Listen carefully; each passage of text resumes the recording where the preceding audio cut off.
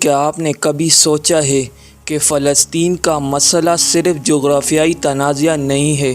کیا یہ ممکن ہے کہ اس مسئلے کی جڑیں کچھ زیادہ گہری ہوں اور اس کے پیچھے بہت بڑے عالمگیر منصوبے کی طاقت ہو؟ فلسطین کی سرزمین، خصوصاً مسجد اقصی، مسلمانوں کے لیے صرف ایک مقدس مقام نہیں ہے، بلکہ یہ ایمان کی طاقت، غیرت اور تقدس کا نشان ہے۔ لیکن کبھی اس مقام پر حملہ یا نقصان پہنچا تو اس کا اثر نہ صرف فلسطین بلکہ پوری امت مسلمہ پر بھی پڑے گا۔ اللہ رب العزت کی قدرت اور حکمت کا کوئی اندازہ نہیں لگا سکتا۔ وہ کائنات کے ہر ذرے پر مکمل اختیار رکھتا ہے۔ جو کچھ بھی ہو رہا ہے اس کی منشا کے تحت ہے۔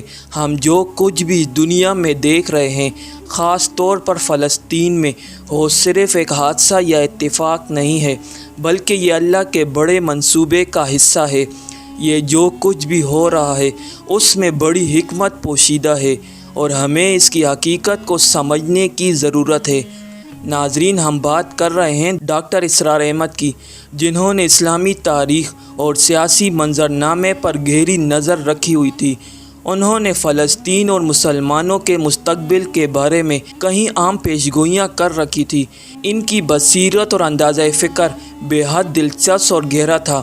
ان کے مطابق فلسطین کی سرزمین اور بیت المقدس دنیا بھر کے توجہ کا مرکز بننے والا ہے۔ یہ صرف ایک سیاسی یا جنگی مسئلہ نہیں ہے، بلکہ یہ ایک ایسا روحانی اور ایمان کی جنگ بن جائے گا جس کا اثر پوری دنیا پر پڑے گا۔ ڈاکٹر اسرار احمد کے مطابق دراصل یہ جنگ ہرمجدون اور ملحمۃ الکبریٰ ہے۔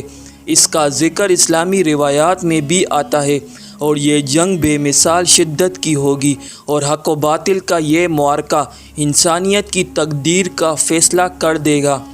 ناظرین، صحیح مسلم کی حدیث ہے کہ حضرت ابو ہریرہ رضی اللہ تعالیٰ عنہ سے روایت ہے کہ رسول اکرم صلی اللہ علیہ وآلہ وسلم نے ارشاد فرمایا کہ مسلمانوں کے درمیان ایک عظیم جنگ ہوگی جس میں دو بڑی جماعتیں لڑیں گی۔ ایک جماعت جنت میں ہوگی اور دوسری دوزخ میں۔ ڈاکٹر اسرار احمد نے اس حدیث کی روشنی میں یہ پیشگوئی کی تھی کہ آخرکار مسلمانوں کی بڑی جنگ جو ملحمۃ الکبریٰ کہلاتی ہے، فلسطین سے شروع ہوگی۔ یہ وہ جنگ ہوگی جس میں مسلمان اپنے ایمان کے لیے، اپنے عقیدے کی حفاظت کے لیے لڑیں گے، اور فلسطین کی سرزمین، خاص طور پر مسجد اقصی، وہ جنگ کی علامت کی ابتدا بنے گی اور اس کا تقدس کا دفاع تمام مسلمانوں پر فرض بن جائے گا۔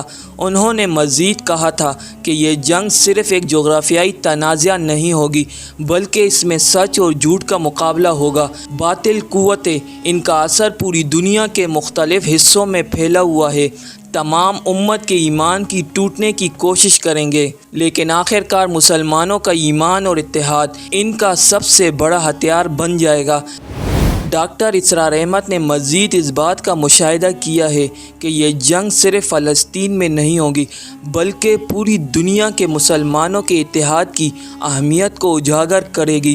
ان کی پیشگوئیوں کے مطابق ایک وقت آئے گا جب پوری مسلم امت ایک پلیٹ فارم پر آ کر اپنے مذہب، اپنی تاریخ اور اپنے عقائد کی حفاظت کریں گے، اور یہی وہ وقت ہوگا جب اللہ کے وعدے کے مطابق مسلمانوں کو فتح ملے گی اور وہ پوری دنیا میں انصاف کا علم بلند کریں گے۔ اور یہ پیشگوئی ایک سنگین حقیقت کی طرف اشارہ کرتی ہے اور اس کے ساتھ ساتھ ایک امید کی کرن بھی ہے، کیونکہ جب بات تاریخ کو دیکھتے ہیں تو آپ کو معلوم ہوتا ہے کہ مسلمان ہمیشہ اپنی مشکلات اور چیلنجز سے نکل کر بلندیوں تک پہنچتے ہیں۔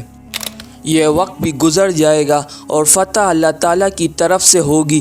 ہم سب کو اس وقت کے لیے تیاری کرنی ہے، اور یہ تیاری نہ صرف مسلمانوں کو ایمانی طور پر بلکہ روحانی طور پر بھی بہت زیادہ ضروری ہے۔